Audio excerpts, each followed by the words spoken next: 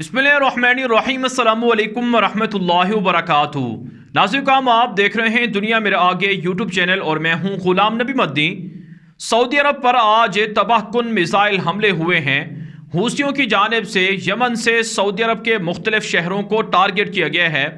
नाज़रीन, जो ताज़ा तरीन रिपोर्ट सामने आ रही हैं कि यमन से हूसियों ने, जिसे ईरान सपोर्ट करता है, जिसे लबनान की हिजबुल्लाह तंजीम सपोर्ट करती है, और यमन के हूसियों ने अपनी जमात का नाम भी अंसारुल्लाह रखा हुआ है हिजबुल्लाह की तरह, इन्होंने आज सऊदी अरब पर कई मिसाइल हमले किए हैं, कई ड्रोन हमले किए हैं।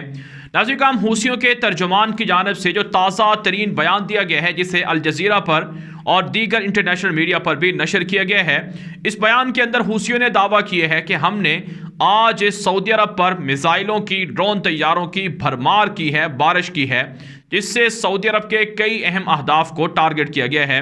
हूसियों की जानिब से जारी होने वाले बयान के अंदर कहा गया है कि जद्दा के अंदर भी हमने ड्रोन तैयारों से हमला किया है। वहां पर जो सऊदी अरब की ऑयल कंपनी है अरामको, उसके अंदर हमने ड्रोन तैयारे भेजे हैं धमाका खेज मवाद से भरे हुए, जिससे अरामको जो पेट्रोल कंपनी है उसको नुकसान पहुंचा है और वहां पर काफ़ी तबाही मची है जद्दा के अंदर। इसके अलावा नाज़रीन, हूसियों ने यह भी दावा किया है कि हमने जाजान के अंदर हमला किया है और सऊदी अरब के फौजी चेक पोस्ट पर, छावनियों पर हमला किया है। अबहा के अंदर एयरपोर्ट पर हूसियों ने ड्रोन तैयारों से हमला करने का दावा किया है, जिसके अंदर वहां जहाज़ों को और एयरपोर्ट को नुकसान पहुंचा है। ये सऊदी इत्तिहाद के खिलाफ है, हूसियों ने दावा किया है।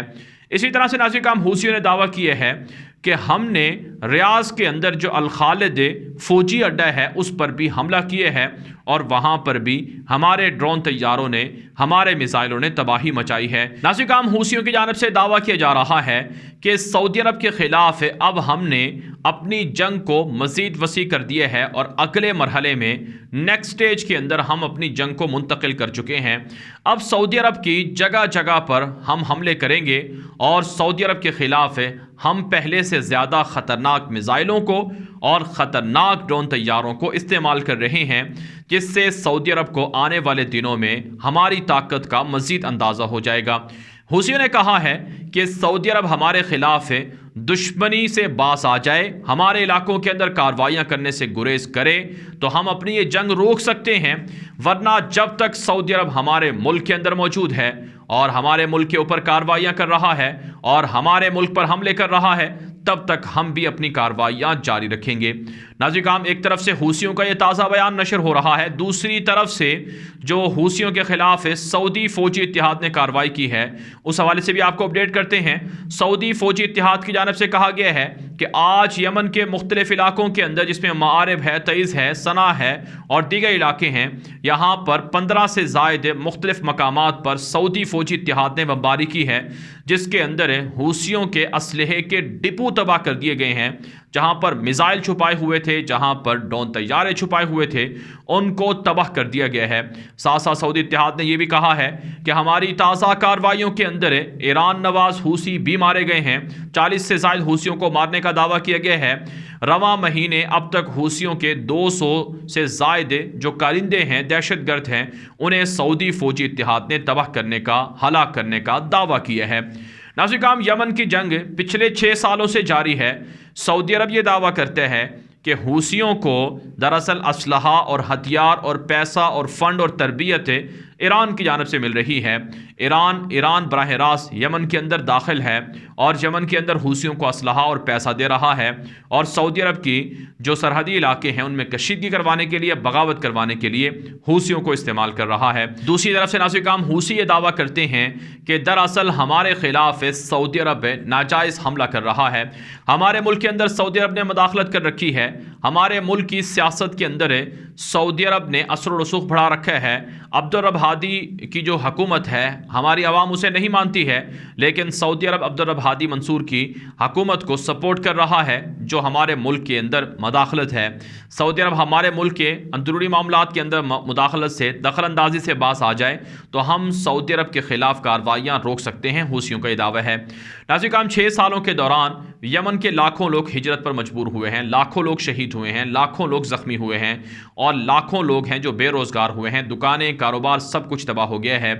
दूसरी तरफ से नाज़रीन काम इन 6 सालों के अंदर दर्जनों बार मुलाकातें हो चुकी हैं, राउंड्स हो चुके हैं, मीटिंग्स हो चुकी हैं, कई ममालिक ने इनके दरमियान सुलह की कोशिश की है, लेकिन मामलात हल नहीं हो रहे हैं।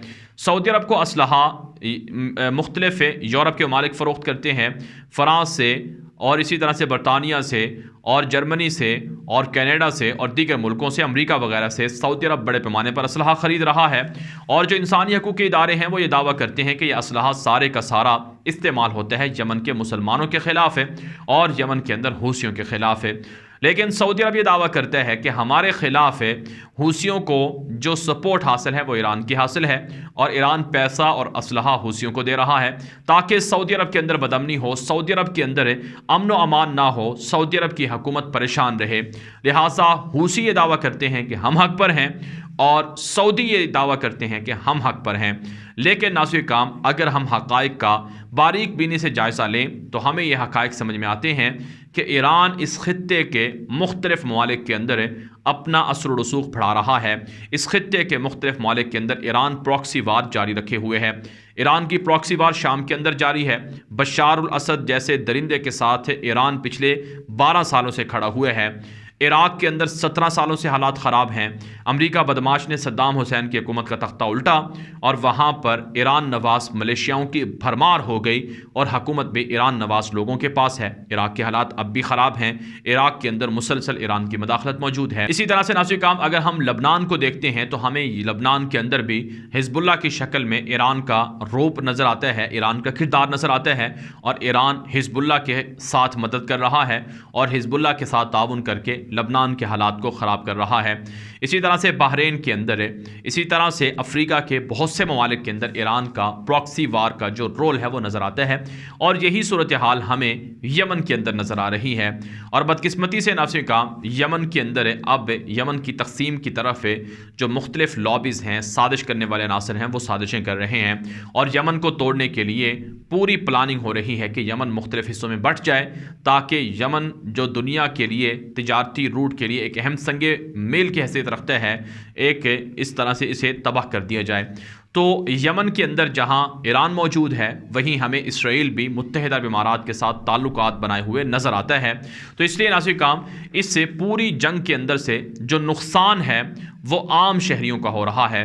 जो यमन के निहत्ते लोग हैं, जो आम शहरी हैं, वो इस जंग का ईंधन बने हुए हैं।